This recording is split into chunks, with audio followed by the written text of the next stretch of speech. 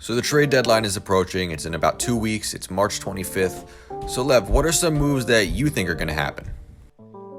I think this is a very important time for the New York Knicks. I think this making a big trade, a big splash for someone like a Karl Anthony Towns could be huge for this team in competing and really competing in the East.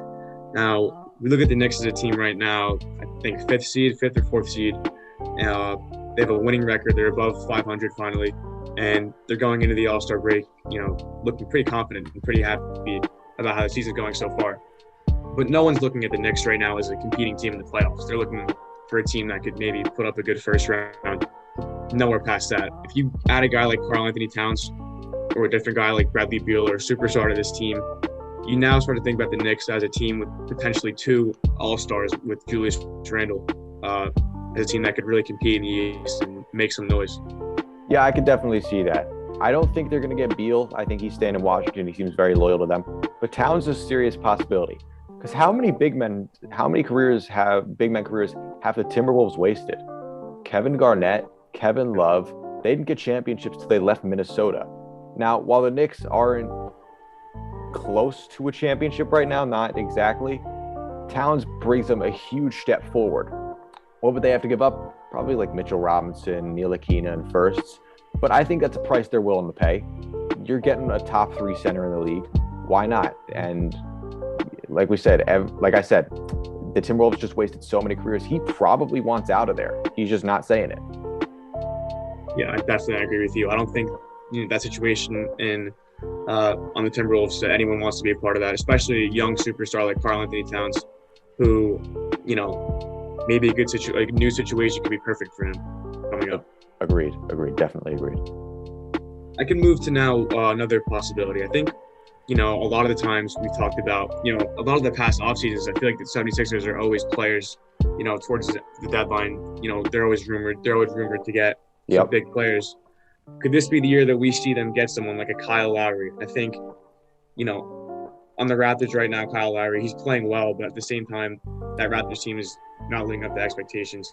And Kyle Lowry could be huge for the 76ers team, who right now is obviously playing extremely well with Joel Embiid, as an MVP candidate. And I think whether that would be trading Ben Simmons or possibly, a different way, Kyle Lowry to the 76ers would be a huge move for them in competing in the playoffs. I think so too. Now, a few years ago, we saw them acquire Tobias Harris, who was a huge part of that team. They traded for Jimmy Butler that same year. And that team could have easily gone to the finals if not for one shot by Kawhi. But I think a Lowry addition would be great. I don't think they're going to have to give up as much as people may think, because Lowry's on an expiring deal. He's aging. So maybe like Tyrese Maxey in a first, something like that.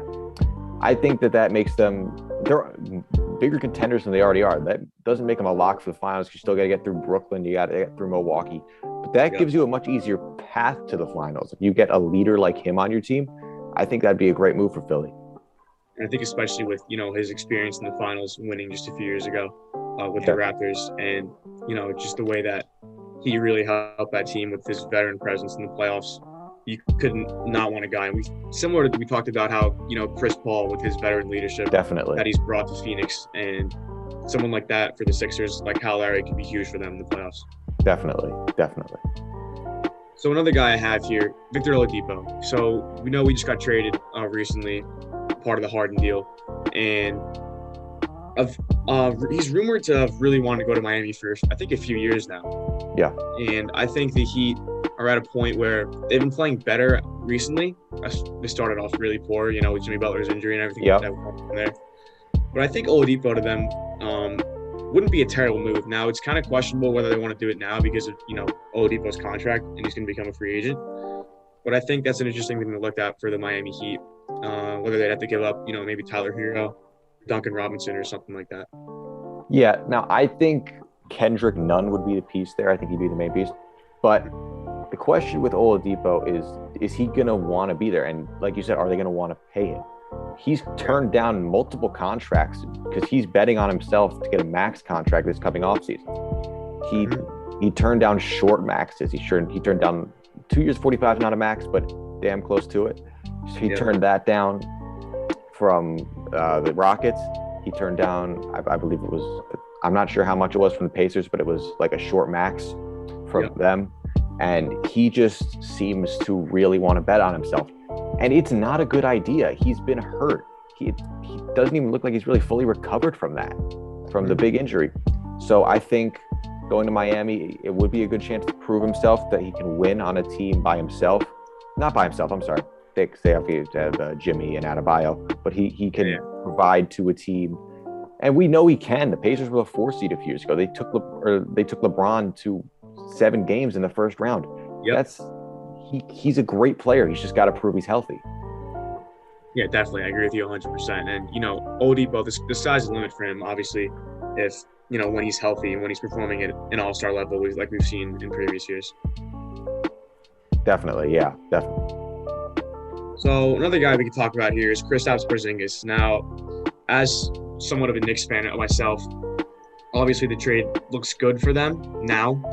Looking at it, at the time, it looked like the Mavericks were getting a steal in Porzingis, but there's been rumors that he's kind of not been the guy in Dallas, and there's also been rumors that the Warriors are going to be, active at the deadline.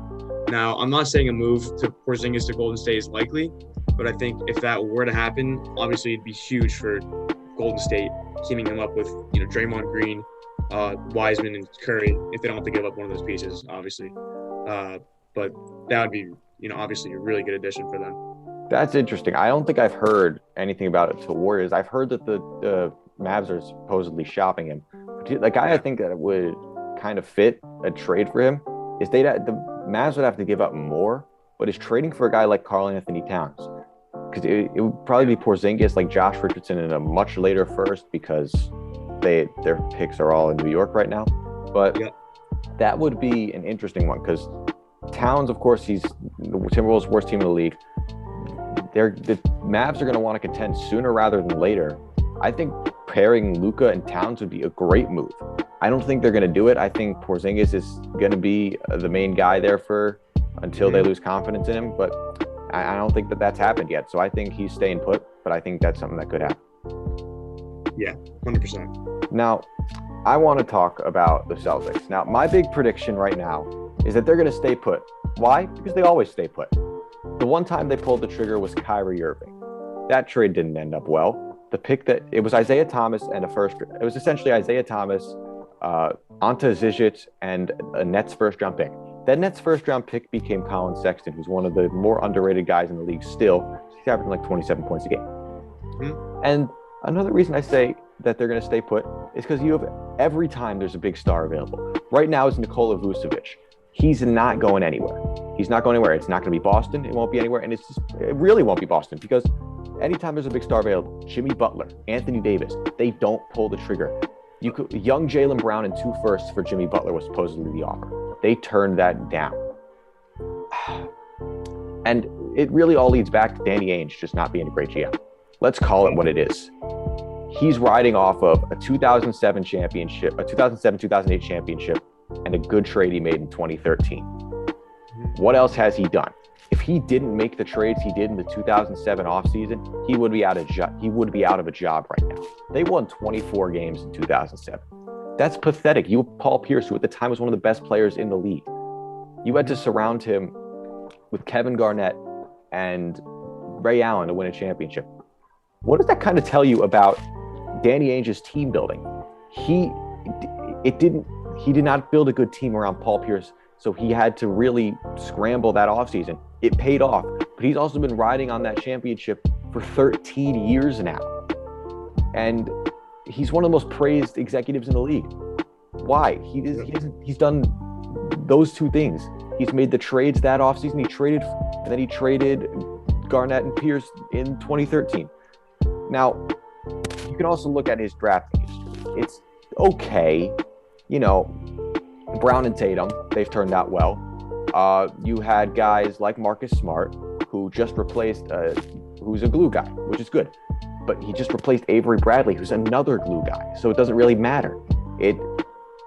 And then you look at other trades. He traded for Isaiah Thomas. Let's call it what it is. As much as he is my favorite player, he got lucky on that. It was a lucky trade, and he blossomed into a star. They were about to start a rebuild. He didn't want to be there. He was on the Suns, who were somewhat contending, but they weren't going to make the playoffs, and they didn't.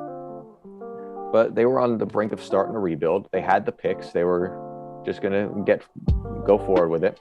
They trade for him, and it all changes. He becomes an all-star. He breaks out. They go to the conference finals.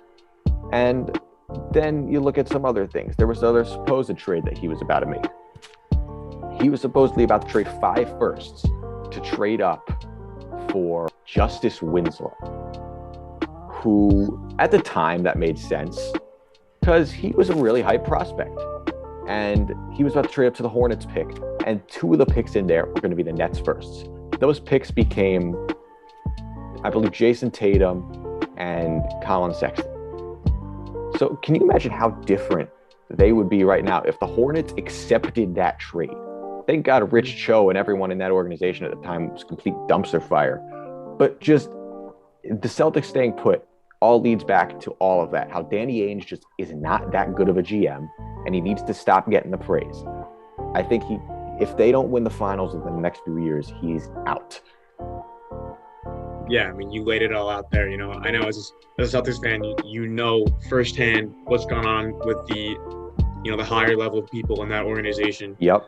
And especially Danny Ainge, a guy who, like you said, is praised very highly in the league as of today, has made some, questionable decisions. Obviously, he's made some good decisions. But, it all ties back to, like you said, his usual mentality, which is just stay put, especially in these previous years. And we'll see I'm sure you're right. I don't think the Celtics are going to be big players. I also agree with you at the deadline. And we'll see how it plays out. Yeah, and like I said, the only big move they've made at the deadline, really, in the past few years, Isaiah Thomas, getting him. And so I don't think they'll do much in the offseason. Of course, we always see the rumors. I don't think anything's going to happen. So, yeah. All right, well, I think that's where we're going to end off. Thank you for watching. Please like and subscribe down below. For more creative, informative, and high-quality sports content, make sure to follow Phenom on TikTok, Instagram, and Twitter, as well as all of the Phenom podcast channels for each sport. The link tree in the episode description includes a direct link to all of the aforementioned platforms, so click on that to access everything. Phenom boasts a team of over 100 youth contributors from around the world, covering every sport on every media platform. If you are interested in potentially joining the Phenom team as a writer or content creator, send an email to cole@phenommedia.net showing your interest. If you enjoyed the video, make sure to like, comment, and subscribe so we can grow the channel. We really appreciate it. Thanks for watching, and see you next time.